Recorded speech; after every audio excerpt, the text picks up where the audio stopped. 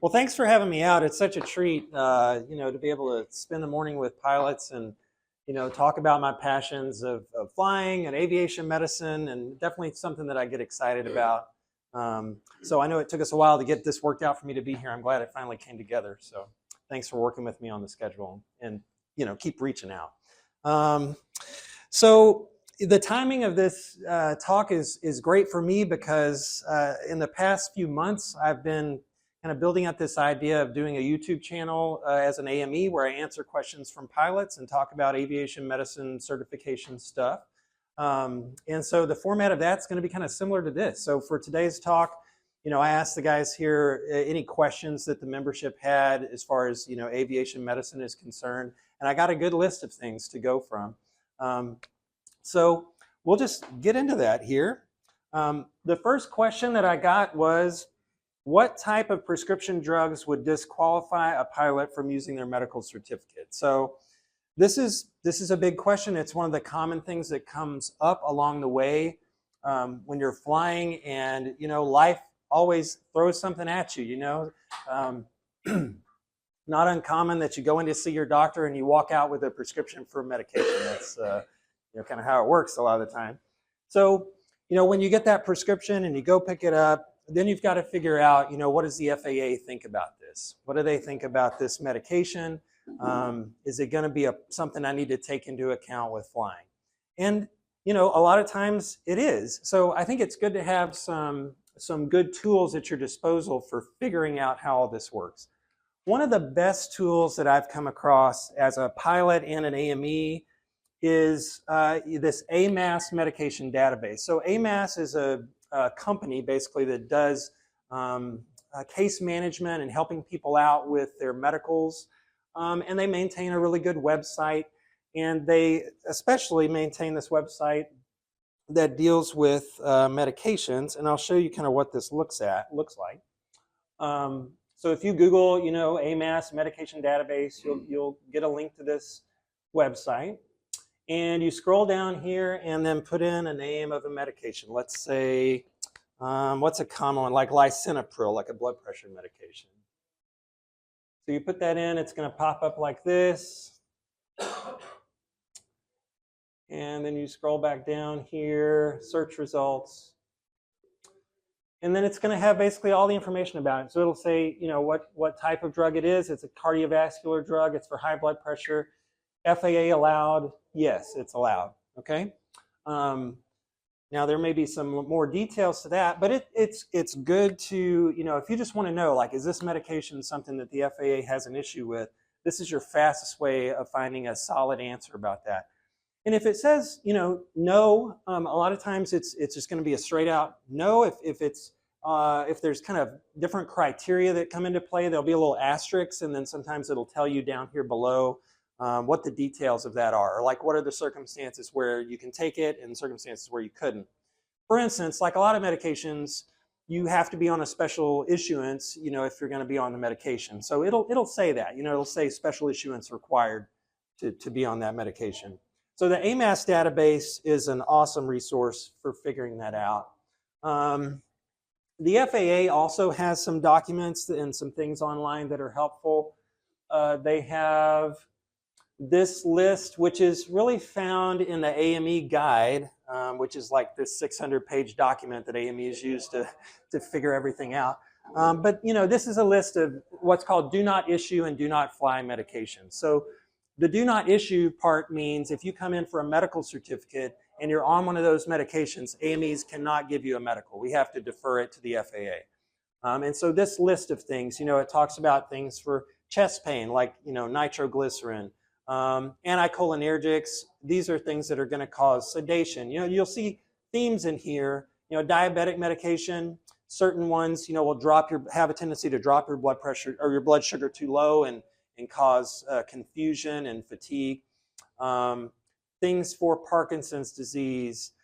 When it comes to blood pressure medicine, since that's one of the most common things people take medicine for, there's really only, a handful of blood pressure medicines that you can't take. The main one that's prescribed is clonidine, which is kind of an old school antihypertensive that tends to cause a lot of central nervous system side effects like sedation. So that's why it's on the list. And then there's a few other ones that are very uncommonly used. You're not going to run into those. Pretty much any psychiatric medication, it kind of lists out the different categories of those. Seizure medications, high dose steroids, and certain medications that are used for weight loss.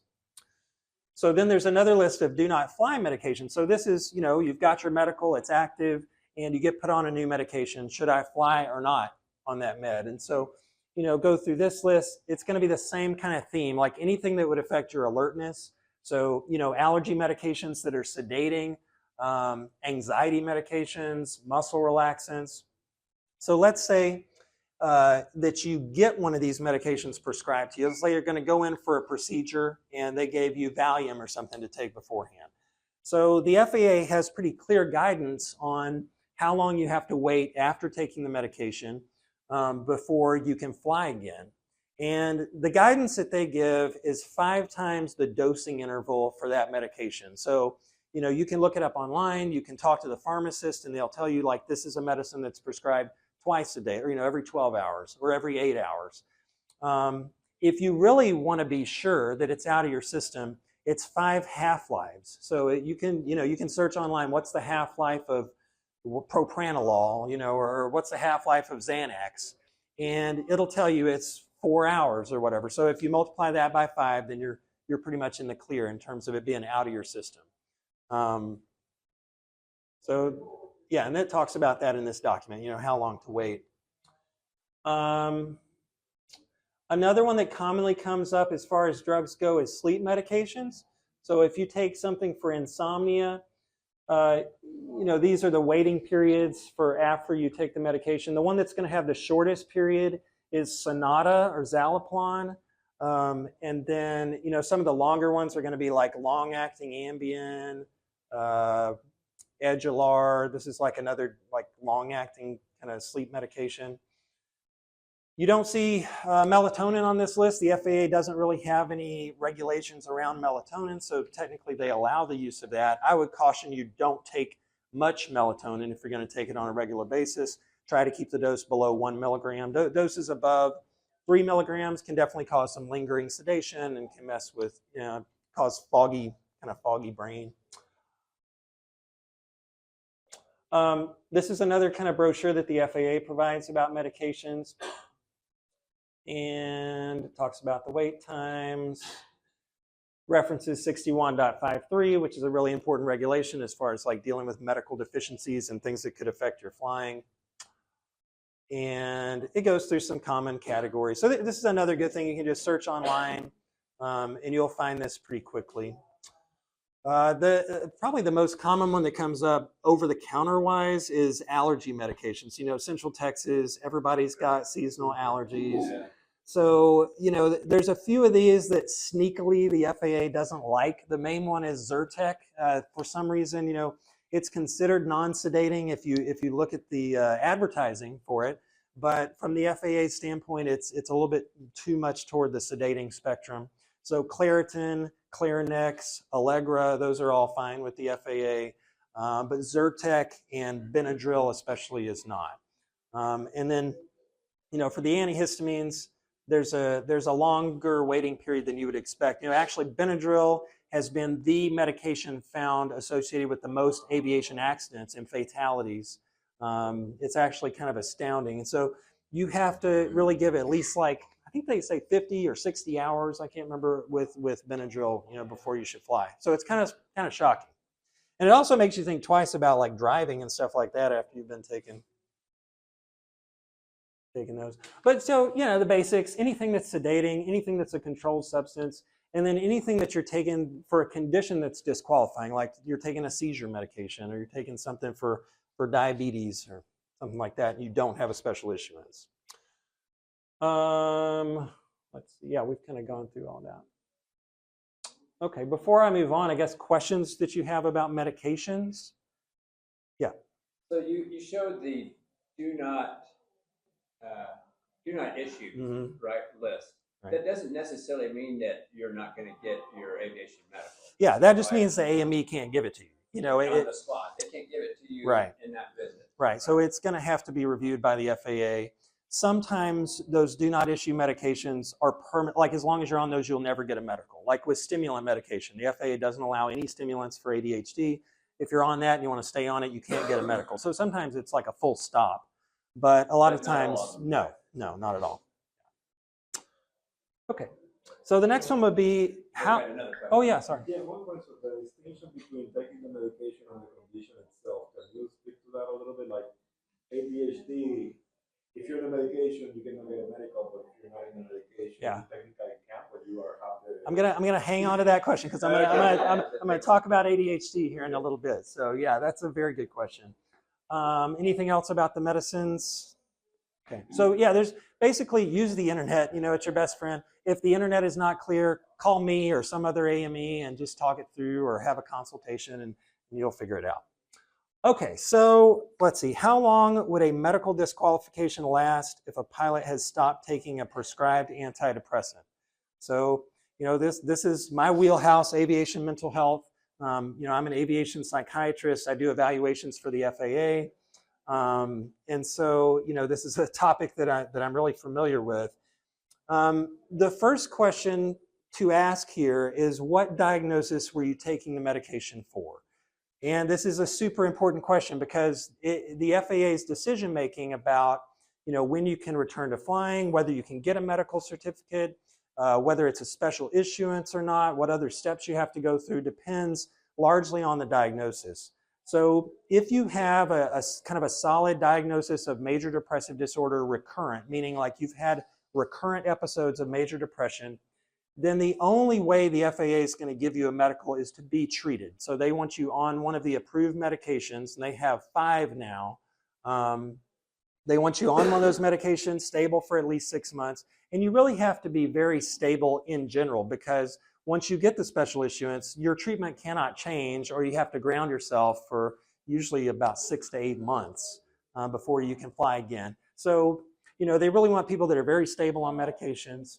And so that's MDD recurrent. If you're taking the medicine for anything else, you know, and so those medicines are used for a lot of different things. It could be you're going through a stressful period. You had, you know, just some reactive anxiety or depression to something going on. You had anxiety, you know, that was causing you difficulty, like generalized anxiety, all sorts of different things that those can be prescribed for. So if it's anything besides MDD recurrent, what the FAA says is you have to be off of it for at least 60 days, and you have to meet some other criteria. So, you know, it doesn't mean, you know, when you look at the FAA information, and I'll show you this chart, you know, it says if you decide to discontinue the medication, you go see your AME for a medical. After 60 days, you can potentially get a medical, but it's not going to be a medical that I'm going to give you at that appointment. So all of these cases still have to go through the FAA for consideration. So it's not something that you can just be off for more than 60 days, go into your AME and expect to get a medical certificate. We just can't do that. The FAA doesn't give us that leeway. But this is kind of the pathway if you want to get off medication or if you've been off for a while.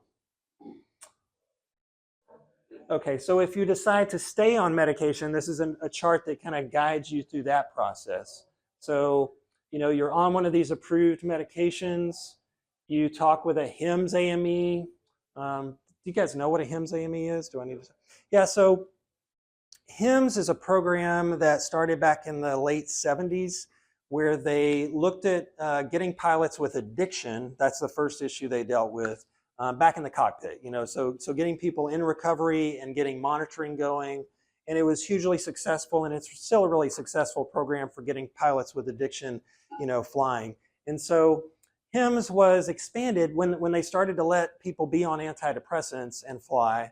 HIMSS was expanded to include that also because the AMEs and the psychiatrists and other people associated with it already had that mental health knowledge and kind of knew how the FAA works in terms of mental health.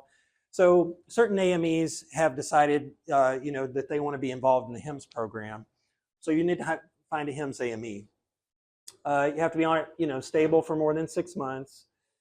Then you get down to, you know, what the diagnosis is, if it's depression or something else. There's some things here that kind of complicate matters. So if you've been on multiple medications at the same time, or if you have a history of like a bipolar disorder, any psychotic symptoms, things, suicide attempts, things like that, then it kind of moves into this other category. If everything is great, you work with the HIMSS AME to produce this whole big packet that gets submitted to the FAA for consideration, and then either you'll get a special issuance or you won't. It's case by case on every one of those cases that gets submitted, and the FAA reviews your whole medical file and decides what to do. So it's either special issuance or denied. Yeah. If you've had a history of taking any of these, it's only going to be special issuance. Yeah, usually that is the case, except for, if it's something that happened in the remote past. So let's say you were on medication 10 years ago, and it's very clear that it was for an adjustment disorder or something like that, like you were going through a stressful period. If you meet certain criteria there, the AME actually can give you a medical certificate. Okay, you've been off of it for a long time. Your symptoms were, long resolved, and it wasn't a recurrent depression. The AME can give you a certificate, but the FAA is usually still going to review the case. So you'll get a letter from the FAA that says, we still want to see all your medical records that are available and things like that. And if there's anything they feel uneasy about, they're going to send you to a psychiatrist for an evaluation. But there's a chance that they could leave you on a regular medical, in that situation. If it's more recent, like usually within the past 5 years, it's typically always going to be a special issuance with some kind of monitoring, like they'll want you to see a therapist at least 4 times a year, or they'll want you to meet with a psychiatrist annually, or they'll want your flight instructor to submit reports once a year saying that you're doing great. So it's more common, I'd say, to be on a special issuance. Hey, do you remember what HIMSS stands for? It's Human Intervention and Motivational Study.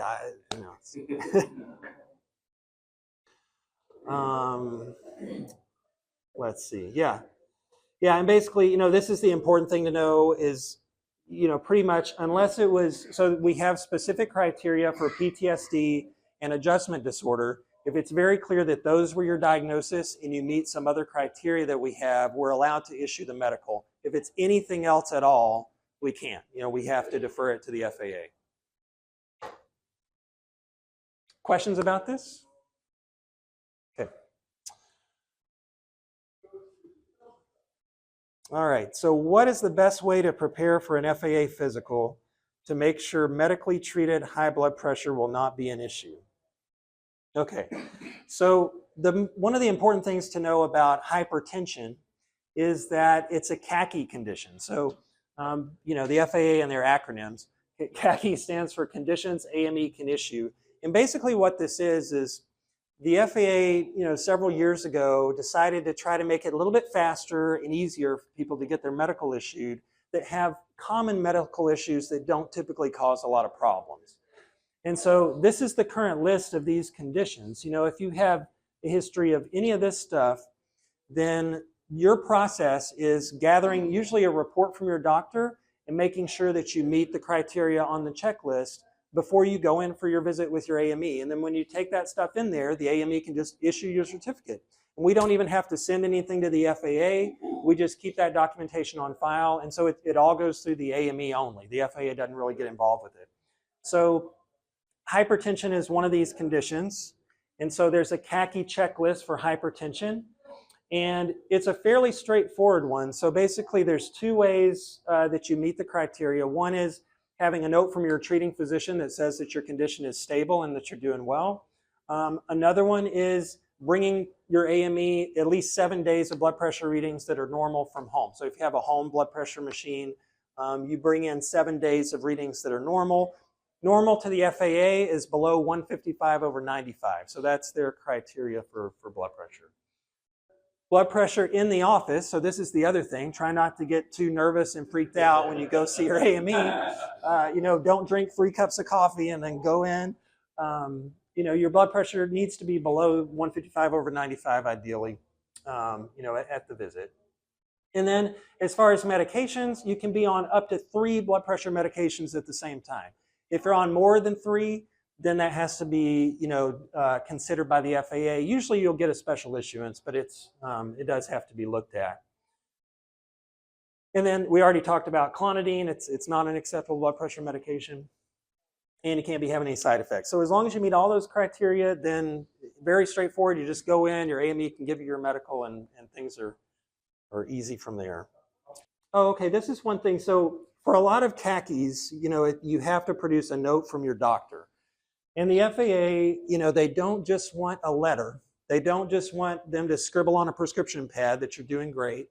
They want a copy of a clinical note. So, they want you to go in to see your treating physician, usually 90 days. There's like a 90-day window. That's what they consider current. So they want you to go see them within 90 days of your medical, and to bring a copy of the doctor's note. And it's the actual medical record that the doctor makes, not like just the thing you can get through the portal that's a summary. They want the full clinical note.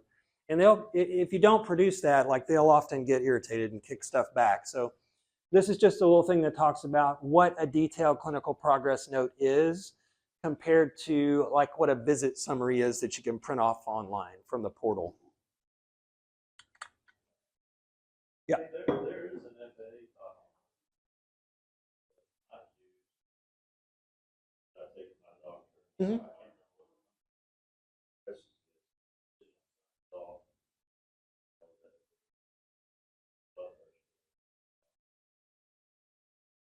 Yeah. Yeah, there's some of those out there. Mm-hmm. Yeah, there's some of those out there. And for certain things, let's say you have medication-treated diabetes, the FAA has status reports, or sleep apnea. They have status reports that your doctor just fills out some information and signs. And then there's some, for hypertension and for some of the common khaki things, you can search online and find a good form that's going to have everything the FAA wants. But what they really ask for is a detailed clinical progress note. They didn't always do that, but they're kind of going back and making all the khakis request that specific thing. So that's what they want. I mean, most AMEs are pretty forgiving when it comes to this, but if they ever come audit and they ask, I need to see your khaki records, that's the story. Yeah. So just a quick one on khaki. Is that a process that is for someone who is seeking a medical and didn't have one, has those conditions?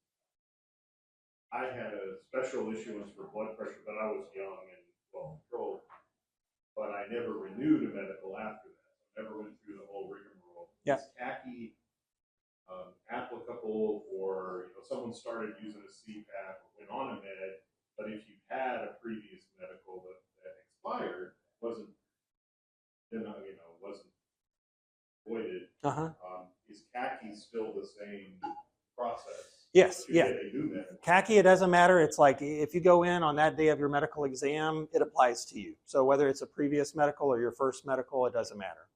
Okay, so there isn't a special thing of, we identified you as being on a special issuance pass, so you Nope. need a treadmill, stress test, and a bunch of things, and you're going to have to submit a bunch of lab tests. Yeah, no, as long as it's a khaki condition and you meet those criteria, then you're good to go. You can get your medical. And usually, it's not going to be a special issuance. Not, I have a lot of people who are on a special issuance for one thing, let's say diabetes, and they also have hypertension. So their special issuance letter from the FAA is going to say, you need to continue to meet the special issuance criteria for diabetes, and you qualify for the khaki for hypertension, and here's what you need to give your AME when you go in. Questions? Of course, that letter you get from the special issue, make your blood pressure. Oh yeah. Any letter from the FAA makes your blood pressure go up. Yeah, they're never friendly letters. Not at all. Okay, so can you discuss mental health issues that can keep pilots from flying, and is it acceptable to treat those conditions with prescription drugs? All right, so the first thing to talk about is what conditions there are that you cannot get a medical for. Okay, so there are some conditions where pretty much under no circumstances, are you ever going to be able to get a medical, and that's just, it's a hard pill to swallow. I have a couple people that I've worked with that are still fighting with the FAA after 15 years and trying to argue their case. And there are just some conditions where it's not going to happen. One of those is bipolar disorder. I mean, they're very worried about bipolar disorder. If you've had a full manic episode in the past where you've lost touch with reality and have bizarre behavior and things like that, and you've been treated with mood stabilizing medication, there's no pathway to getting a medical certificate. If you have a psychotic disorder like schizophrenia, schizoaffective disorder, delusional disorder, anything like that that affects your perception of reality, you're not going to get a medical certificate. If you've had severe recurrent depression with multiple suicide attempts or hospitalizations, it's unlikely. Like, I'm not going to say that the FAA's never given a medical in that situation, because I think that they have, but it's probably like you could count on your fingers or toes, how often that's happened. So it's very unlikely. Dementia, major kind of neurocognitive issues, memory problems, there's going to come a point where you can no longer get a medical because you can't meet their criteria, for that. Severe ADHD. So you have really bad ADHD. The only way you can function in life is to take Vyvanse or Adderall or whatever. If you're having to stay on those medications, the FAA is never going to allow those medications, and so you're kind of stuck. You can't get a medical in that situation. Personality disorders manifested by overt acts. That's like the verbiage from the FAR. And basically what they're talking about there is antisocial personality, so people who had a lot of criminal behavior. Also borderline personality disorder, who have kind of bizarre behavior, aggressive behavior, things like that. Real problems with distress tolerance. And then anything likely to cause sudden incapacitation. The main two things here would be panic attacks, so like severe recurrent panic attacks, where you just can't function, you're having a real bad panic episode. If that happens like short final, you're in trouble. That's not going to be compatible with good safety. The other one is PTSD. Some people with severe PTSD will dissociate and kind of be out of touch with reality, and that can be triggered by whatever. And so in that situation, it's going to be suddenly incapacitating, and there's just no way to really fly safely with that condition. So when is it possible to get a medical? Well, it's pretty much everything else. It's not necessarily an easy or cheap process, but with pretty much any other mental health issue, major depression, anxiety disorders, OCD, PTSD, other anxiety disorders, ADHD off medication as long as you can meet the standards. And there's some really exciting new requirements that just came out like this month about ADHD. I'll talk about in just a sec. And then, yeah, basically anything that after review by the FAA, they feel like is an insignificant risk basically to flying, or something that they feel like they can monitor and mitigate with your special issuance. So there's tons of people flying with a mental health history is the bottom line.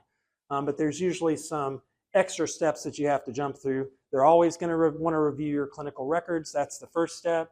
And then they're going to usually want you to have some kind of evaluation by a psychiatrist or a neuropsychologist or both. And then they're going to consider your case and grant a special issuance or not. And a lot of times if they don't grant a special issuance, keep in mind if you get denied for a medical, that only applies to that application for your medical. Like that visit that you went in and saw your AME and it was deferred, that's what they're denying. So, it's entirely possible to wait some period of time and be stable and doing well and apply again, or to wait some time and just send the FAA new information and say, I'd like to be reconsidered, and they'll do that.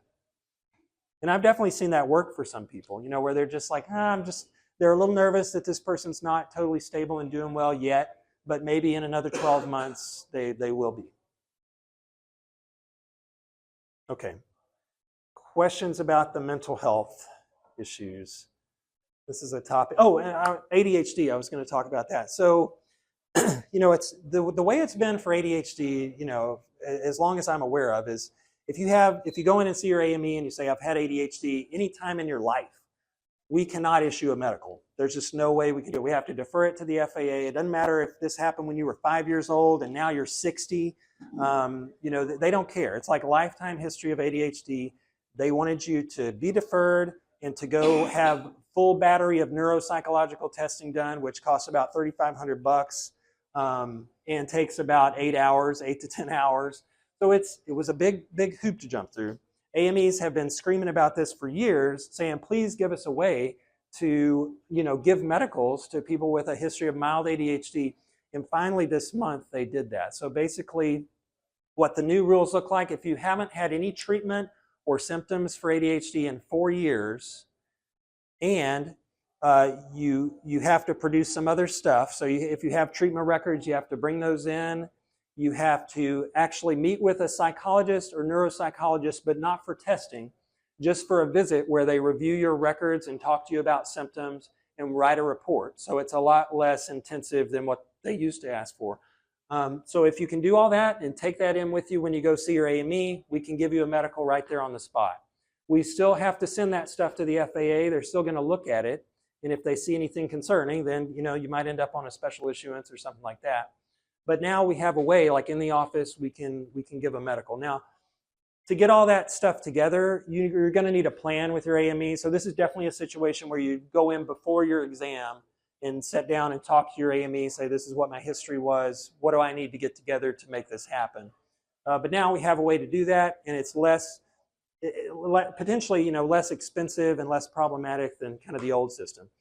If you've been treated more recently than that, you still have to go through the whole old rigmarole, with the full battery of neuropsych testing and all that, and we have to defer the medical. So, but now at least and this applies to a lot of people that were treated years ago that haven't needed treatment in a long time. So now we'll be able to issue medicals to a lot of those people. And then that's just for ADHD, Just- full, what do you call it, psychiatric evaluation testing, right? Only for ADHD. I'm not sure exactly what you mean. Yeah. Where you said if they asked you to take the $3,500 worth of psychiatric testing. So that's for the full neuropsychological testing. Yeah, that's so if you've had recent, within the past 4 years, or there's some other criteria I can't think of right off the bat, but if they want you to have that testing done, that's kind of what you have to go through. But for this new, if you haven't been treated in 4 years, you can see just a regular psychologist or a neuropsychologist, either one. You don't have to have the testing done. You just have to have a clinical visit, and you have to have them review some records. They fill out a 1-page form from the FAA, and they write a short-ish report, and that's it. Yeah, and it's brand new, so I reached out this week to some psychologists to see, what they would charge and that sort of thing, and I haven't heard back yet, but it's going to be much better than, what it used to be. Okay, memory loss. Is there a level of memory loss that would disqualify someone from getting their medical? Basically, yeah, and so this is tricky because memory loss is this thing that's so hard to define. It's, there's day-to-day, I'm not feeling as sharp today. There's kind of age-related memory decline that's totally normal. And so we got to think about where this memory loss concern is coming from. So, the AME and your treating physician are going to be kind of the gatekeepers to figuring out, is this something that seems like medically significant memory loss or neurocognitive issues? If they feel it is, then the AME is going to have to defer the case, and you'll have to get testing done. And if you do well enough on the testing, you'll get your medical. If you don't, you won't. That's kind of what it revolves around. But really, yeah, it's the AME, your treating physician, that kind of parse this at the beginning to figure out, is this significant enough? And you just kind of being honest with yourself about, or is my memory slipping to the point where it could interfere with me flying?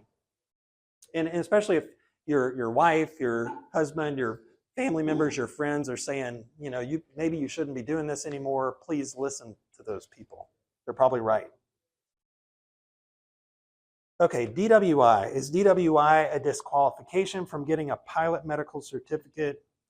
How is substance abuse handled by the FAA?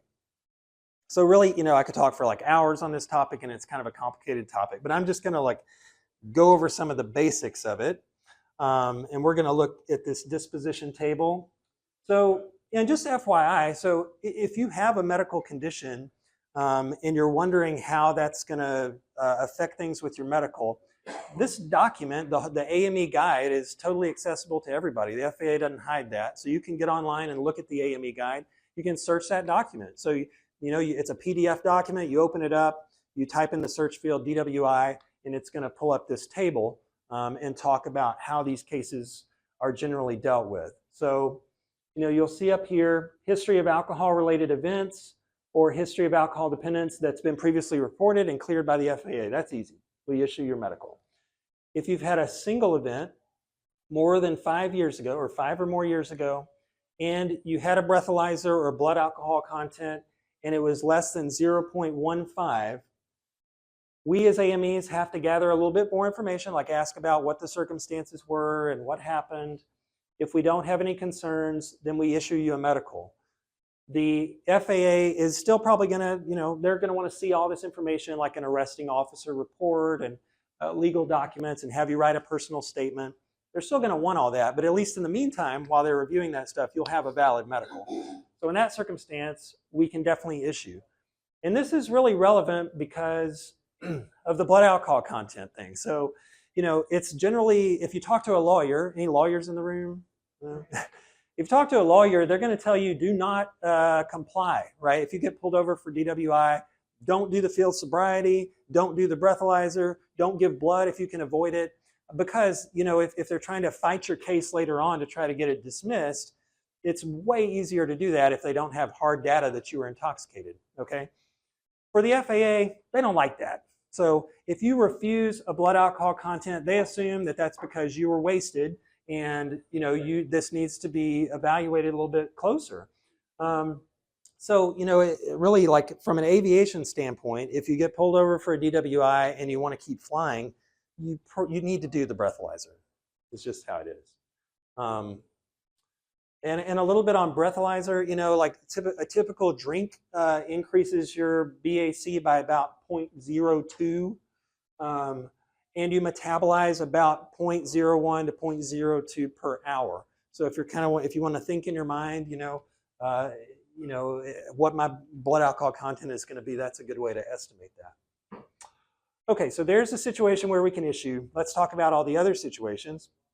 If you've had a single event less than 5 years ago, or you've had a single event at any time with an unknown blood alcohol content, refused blood alcohol content, or it's been more than 0.15, then we can't give you a medical. We have to gather information, defer it to the FAA, and they're going to review your case. And as part of that review, they're going to have all sorts of different requirements. They're going to require that you work with a HIMSS AME, that you go in and have a HIMSS psychiatric evaluation done. There's a lot of steps that you're going to have to go through. If you've had 2 or more events in your lifetime, or you've had a history of dependence or substance use disorder, like you've been in recovery for 20 years, then for those cases, still it's going to require special issuance, basically, and so we have to defer those. So, with all of this, there's typically, with alcohol and really drug use too, there's going to be a pathway to getting a medical, okay? If you've had, more than 2 events or you've had something that looks really concerning to the FAA, there's going to be a lot of hoops to jump through. You're going to have to enter into the HIMSS monitoring program, do random urine drug and alcohol screening, in many cases, like get treatment, be in weekly aftercare, be doing AA or some kind of recovery group at least twice a week.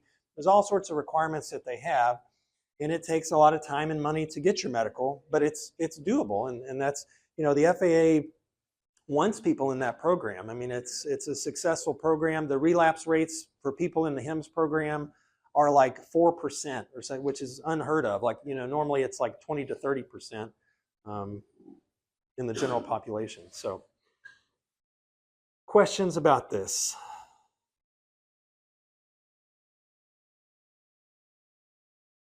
All right, and then to finish this off here, I'll talk a little bit about basic med. So, basic med came out a few years ago after being pushed by AOPA and EAA for years as an alternative to FAA medical certification. And the program has been hugely successful, and I remember at the AME trainings that I've been to over the last few years, after it first came out, the FAA was very skeptical about it. They were like, I know that we're going to see increases in accidents and deaths and things like that for people in basic med. When I went to the last meeting maybe 3 months ago, they're kind of just accepting that this seems to be safe. They're not seeing any real increase in aviation or medically induced aviation incidents.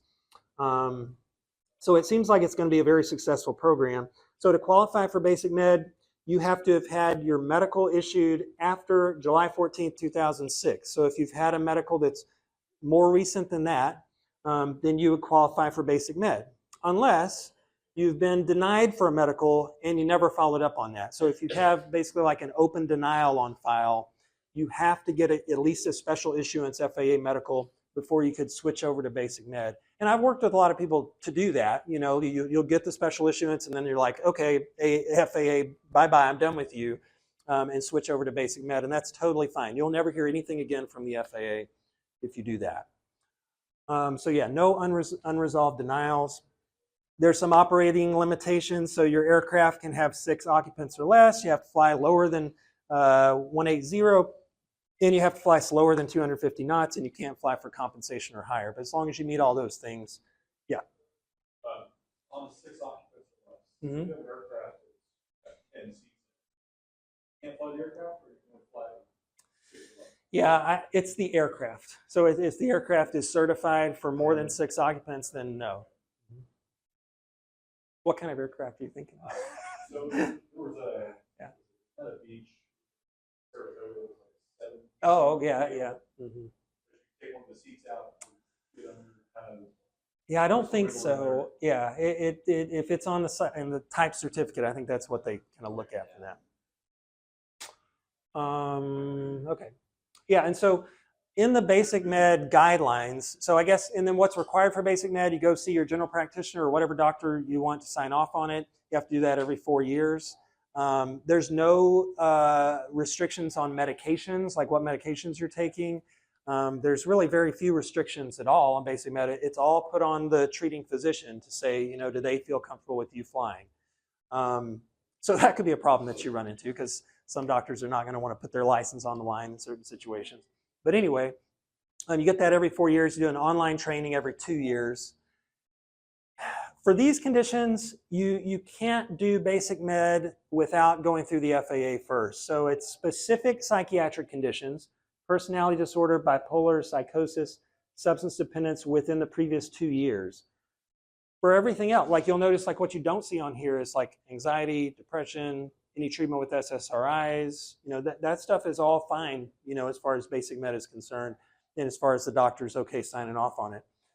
For neurologic conditions, epilepsy, disturbance of consciousness without explanation of cause, transient loss of nervous system function, also without explanation of cause. So if you pass out and they know why you passed out, or potentially, the way it's written, if you have a single seizure episode, then you could technically fly under basic med. Epilepsy is 2 or more seizures. So, cardiac, if you've had a heart attack, if you have coronary heart disease requiring treatment, like you had stents put in, if you have valve replacement or heart replacement, you have to get the special issuance first before you can use basic med. One word of caution, something that I've seen come up, especially with the pilots over age 65, depending on the type of aircraft that you fly, a lot of insurance companies are not okay with basic med. They'll ask you, what kind of medical do you have? That's like standard on aircraft insurance now. And for some aircraft, typically it's higher performance and twins. They're going to want you to have a first or second class medical. So, that's a problem that you can run into is from the insurance side. Yeah. So regarding insurance, if you're on special issuance, does that up your insurance rates? Maybe you can't comment on that, but I've asked this before, just recently at Oshkosh. Yeah, it should not. The FAA shouldn't really know, or sorry, the insurance They just company care, shouldn't they really just care know. that you have a first-class medical, Right. special issuance or not. Right, correct. Yeah. Gotcha. Cool. Unless they ask. I mean, they could ask, and I've seen it on some forms, are you on a special issuance? Then it's like, that gets a little tricky. But yeah, I think you. Yeah, 2 questions. One is, what do you carry with you when you are on basic med? And the other question is, can AMEs or do AMAs do basic med type of checks? Yeah, so I love to do basic med exams. AMEs, I guess, have mixed feelings about basic med. Some of them feel like it was, kind of a, I don't know, it could be competition, I guess. People can have another route to getting their medical. But yeah, no, AMEs can definitely do the exam if they're open to that. Probably the average AME is going to be a little bit more scrutinizing than the average general practice doctor, just because they're familiar with all the standards and stuff. And yeah, and if they know that you're not going to meet the standards or you're some kind of risk, they're not going to sign off on it. So then, what you have to carry with you, there's a form that is from the examination. So there's a few parts to it. It's like 3 or 4 pages long. It's like there's some parts where you list off your medical history and what medications you're on. And then there's a physical exam form. And then there's a doctor's statement that says, I'm good with you flying, basically. You have to carry that, and you have to carry the copy of the card showing that you completed that online training. So that's what you would carry in replacement of your FAA medical. Isn't there a movement on right now to expand the operating limitations? I think so, yeah. I know that there's, I think AOPA especially has been advocating for expanding that envelope, kind of like with Mosaic, expanding that.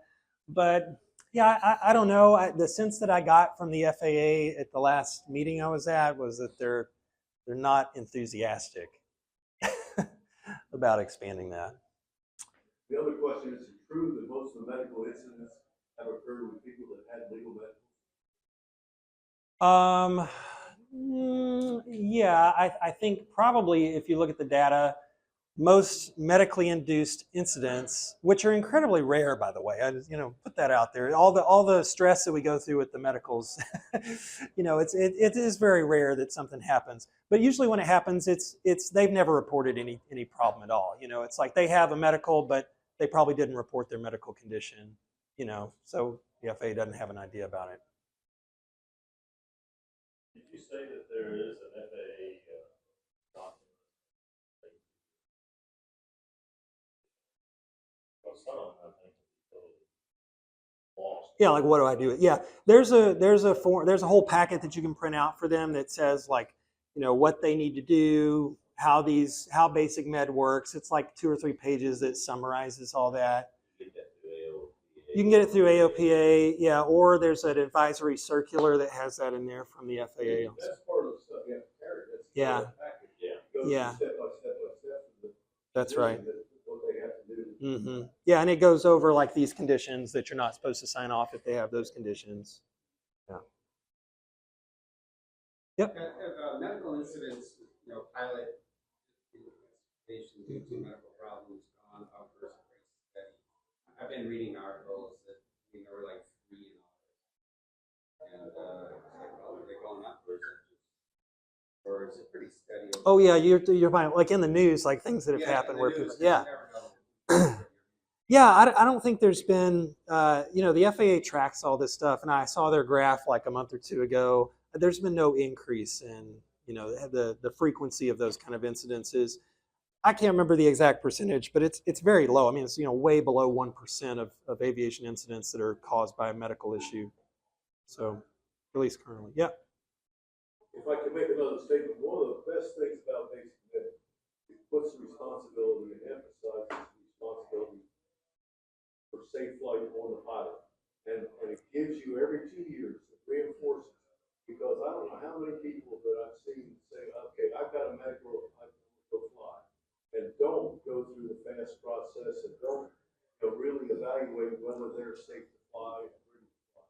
And that's the main benefit, and why the safety is better, in my opinion, of basic med, because the training says you as a pilot are responsible to decide today you're safe to fly. Yeah, I totally agree with that. Yeah, I think, we always have, FAR 61.53 where, we're not, if we have a medical incapacitation, we're not supposed to fly. But yeah, you're right. Like the basic med mentality is more, how do I assess my own fitness to fly versus how do I get away with flying, to be within the FAA regulations, right? It is a different kind of stance on it. Yeah. Other questions? Would it be possible for you to send, like, to the whole group email that gives some of those sites that we can go to to look up some of these things? Sure. So that it might give a good amount of information. Yep. Like that. And your information in case we have a question. I'm sure. Yep, I'm glad to do that. That'd be great. Yeah, so like I said, I just started this new YouTube channel, AME Answers. I've got a Gmail for that. So that's a real easy way to get in touch with me. I have a few different emails. Some is through Texas AME, some is through my private practice. But yeah, I'm happy to send out an email. Yep. I would really appreciate it. Absolutely, yeah. Well, And I, We'll make sure we'll post it. That'd be great. I Mhm. think there's a lot of information. Oh, fantastic. Where are you located at? For the psychiatric work I do, I'm kind of close to downtown Austin, just on the east side there. And then for medicals, I'm out at Bergstrom. You're associated with Dr. Davenport. Yeah, with Dr. A lot of people Davenport. know that. Yeah, Texas AME is the practice down there. We're located at the Millionaire FBO. If you guys want to fly in for your medical, they waive the fees. So do that. So I guess just to wrap it up in terms of basic med, if you've decided, yes, I'm eligible, that's the route I want to go, I'm happy. My private practice doctor is very anxious about certifying that I'm ready to be a 737 right seat. I don't want a first class medical, that he doesn't understand the difference. Yeah. He knows my health has been great for the last 15 years. Yeah. He knows what my prescriptions are and he's happy with them. Well, yeah. Do I need to, if I wanted to go in to go try and get basic med and walk in the front door, I'll have the AOPA package filled out. Mhm. But I probably need to have some copy of my records from him or get him to Yeah. get Well, him to sign. It seems like it puts you on the spot if I go in saying, well, my regular doctor doesn't want to do this, and I'm not coming to you for a third class because I know, right. you don't know that I don't have some Right. thing I'm hiding.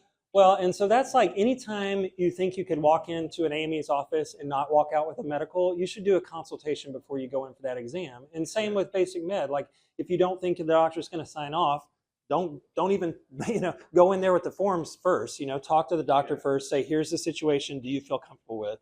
And I've had people do that, and it was fine. So Okay, so then it's just a matter of coming back. yeah, Because my doctor walked in with that stack of forms and said, oh my God, I don't want to. yeah, I don't want because to do this, but you're healthy, you're fine to drive a car. And I'm trying to tell him, fine to drive a car, yeah, same thing, right? You've known me for 15 years. Yeah. But he feels like he's putting his neck on the line for it, he doesn't understand. yeah. He doesn't see a need to understand it Mhm. if there's an AME person that people go to for flight physicals. And I've had 3 of them, right? It's Yeah. not a mystery.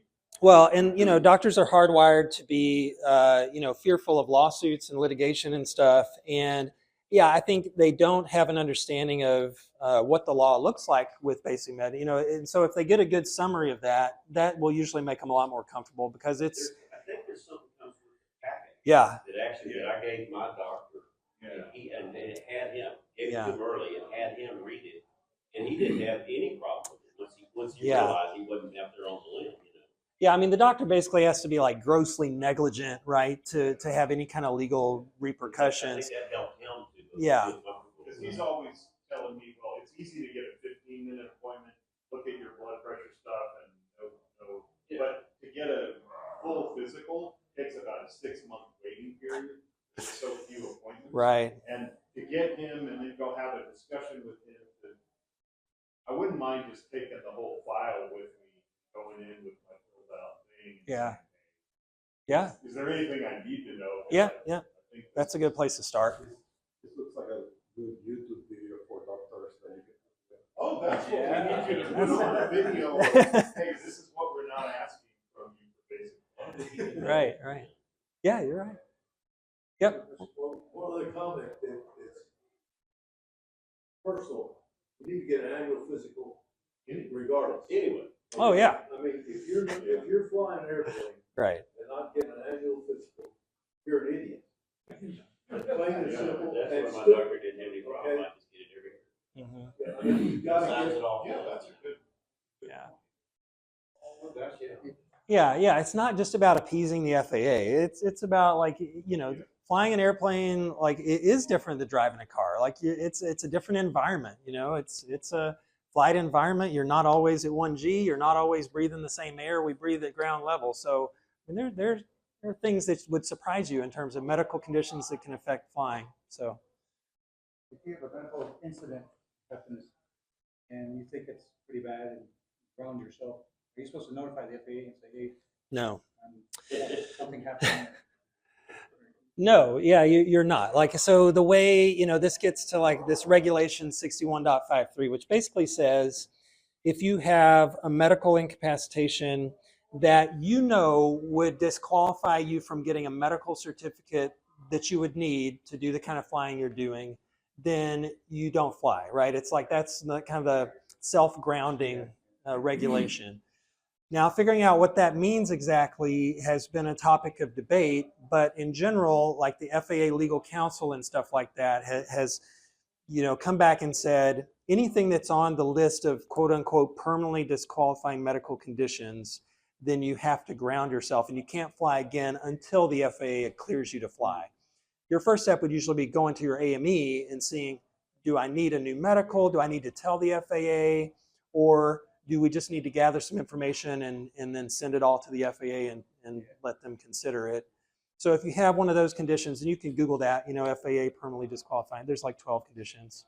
If it's anything else, then it's up to you and your treating physician. Do you feel well enough to fly, or does your physician have you on activity restrictions? Or you're on a medication that you shouldn't be flying on. So, once you work through that and you're doing well, then you can resume flying and you don't have to really do anything, except you might have to report it on your next FAA medical. So that's when it kind of always comes up. And in most cases, the FAA, you probably know, is like super slow with things. So the more you can get out in front of these issues, the better. So, go talk to your AME while your medical still has another year, on it, or 6 months or whatever. And then you can start working through the process to get things taken care of. But yeah, usually don't have to notify the FAA. The only time you really have to notify the FAA is if you have a DUI or like an action on your driver's license. You have to do that within a certain period of time. Is the period for basic and based on age, just like Nope.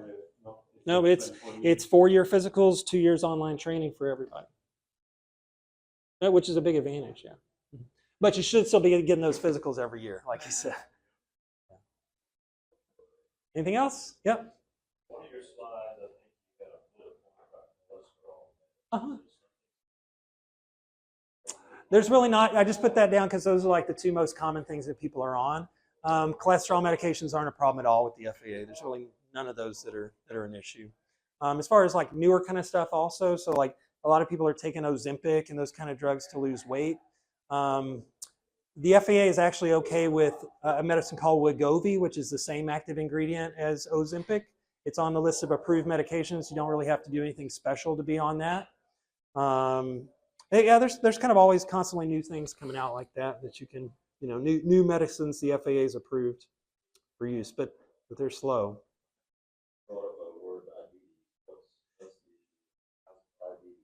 Yeah, so pre-diabetes, when you're in that range where you don't officially meet the criteria for diabetes, is a CACI condition.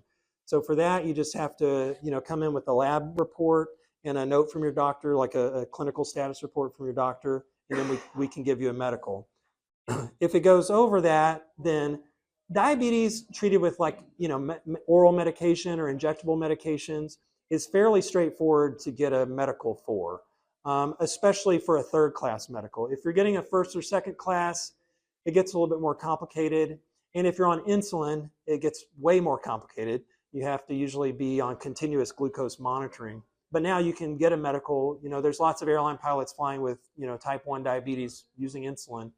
So that's come a long way. It's not overly complicated. Yeah. Sorry to keep asking. Let's go back to that.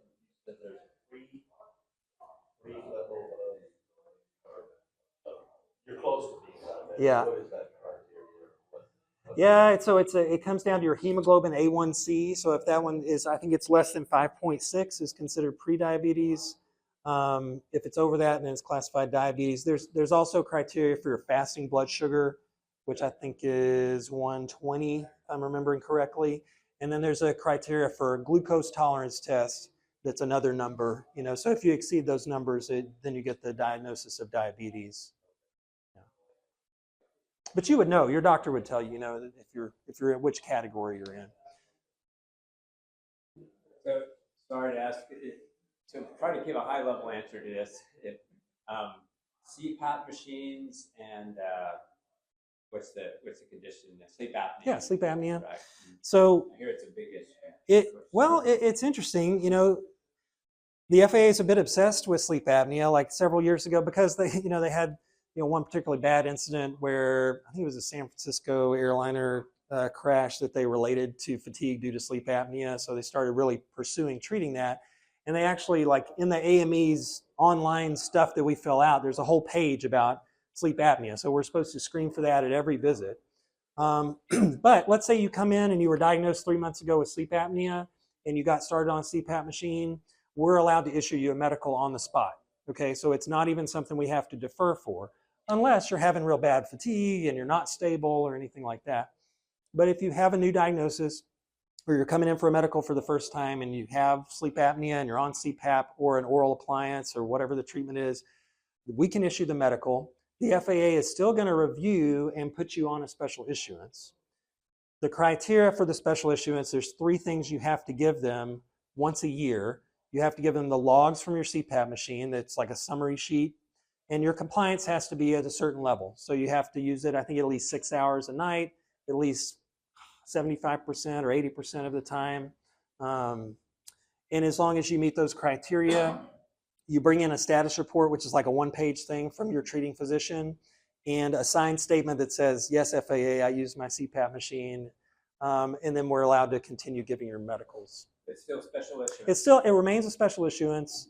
And one thing to keep in mind with sleep apnea, so there's a number for sleep apnea called AHI. It's the apnea hypopnea index. And that's one of the things they're going to get from your sleep study. For the FAA, if that's below 15, that's their cutoff. If it's below 15 and your treating physician says treatment is not clinically indicated, you don't have to do anything. You don't have to do anything for sleep apnea. You're kind of on your own recognizance. If you want to be on a CPAP or do whatever, you can do that.